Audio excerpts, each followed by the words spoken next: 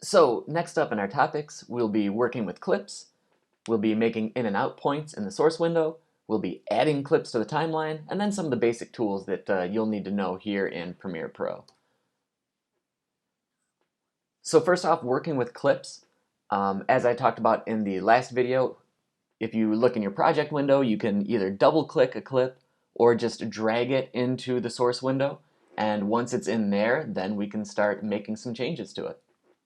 Once again, the source window is that middle top window up there, and all the windows are always labeled. So if you're ever wondering what's this, you can always go and look, and it will always tell you. But again, all the terminology is just so important here in case we need to troubleshoot later down the line. Now, once again, once the clip is in the window, you can decide which part of the clip you can include. Here you can see this clip is 9 seconds long, but we're not going to show a clip in its entirety in 9 seconds. We're going to just find the best parts or the most interesting parts or the parts that are most relevant to us telling the story. So again, you can press the play button at the bottom of the source window, or you can use the scrubber to scrub across the shot. You know, just like watching a video online. Once you figure out what the best part of the clip is, we will put our in and out points in. Those are also down at the bottom there, or you can use the letter I or the letter O as shortcuts for in and out. This last point is really, really important. Never just throw a clip in the timeline at random. Always make sure that you're using the source window to find the best stuff. You don't want to do and make a lot of changes in the timeline. It's best to do things in the source window first and to go from there. So let's review this once again. Here we are back in Premiere. I've already got a clip loaded into the source window, but maybe I don't want that one. Maybe I want this thing that I've labeled good at end. So this clip is 41 seconds long. You can sit here, you can click the play button, and you can watch it in its entirety. But I've already even said this shot is good at the end. So why don't I just zoom forward using my playhead here and see what I was talking about. Where's the good at the end portion? Yeah, I kind of like this a little bit more. Got a nice shot at the fun angle shot here. It's going to push into the presidential stuff, maybe a little too fast, but it's not bad. So if I want to use just this early portion, I'll put the playhead here. I can either click this for my endpoint and then play and then scrub until about here. And then this is my out point. So once again, now the clip isn't going to be 40-some seconds long when I drop it in the timeline. It's only going to be 8. And that's still probably a little long for my liking, but whatever. Now, to get this down into the timeline, I can either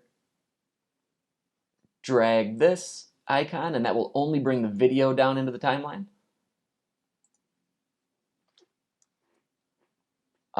Interestingly, if I grab this, I would only bring the audio into the timeline, so then I wouldn't see the video, it would just be the audio. Or if I drag it down from the actual where the video is in the source window, I will get both of those things. Or you can choose to use the insert button that drags it down,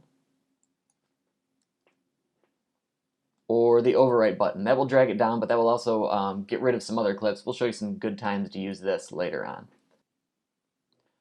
So let's actually look at a time when we can use our insert or use our overwrite buttons. That'll happen when we've already got a few other shots already in the timeline. So I've got this shot. I claim to be the Great Spider-Verse angle. Again, this shot is 10 seconds long. Something fun pops up here pretty shortly, if I remember right. Oh no, Miles just disappears. So this is all good. I like this. I'm not going to use this portion of the clip, obviously. So I'm going to keep this here. I'm going to mark my in point.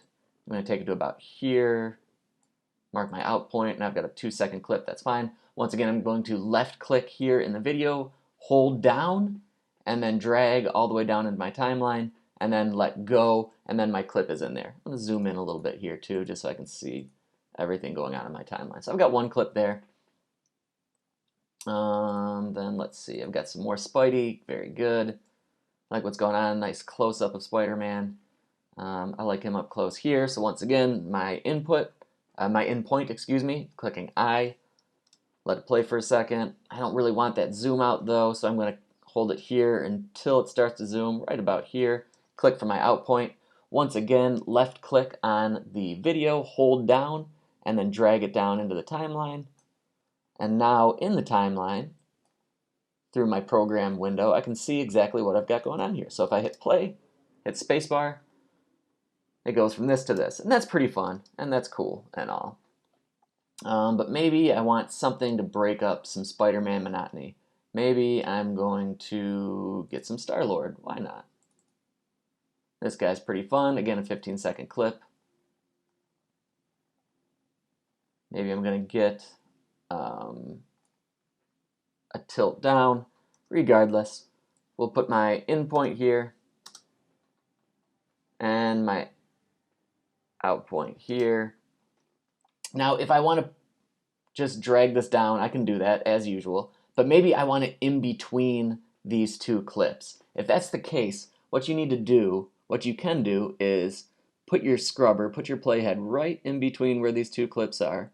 That's going to tell Premiere, I would like this clip in this exact spot, and that's when you can use this insert button. Then you click insert, and then Star-Lord is just wonderfully put right in between these two clips of the Spider-Man. So that's pretty helpful. I'm going to Command Z that. So once again, I've got these two clips here. Make sure that you line up your scrubber exactly where you want the insert, because wherever the scrubber is, that's where this clip is going to be inserted into. Also, maybe if I decide that I don't like this Spider-Man clip anymore, I can line the scrubber up and then hit overwrite, and that's actually going to get rid of that other clip in its entirety. So these are some pretty fun tricks. If maybe you've got a timeline full of stuff that's very, very long, maybe something like this where there's a lot going on, and I want to put a shot in the middle here, or if I want to put a shot at the very beginning, like maybe I want to put a stand-up at the beginning of a news package, I can just put this shot here, figure out my clip, and then insert, and then it automatically goes into the very beginning of that sequence. So the insert and the overwrite buttons are super helpful when working in the source window.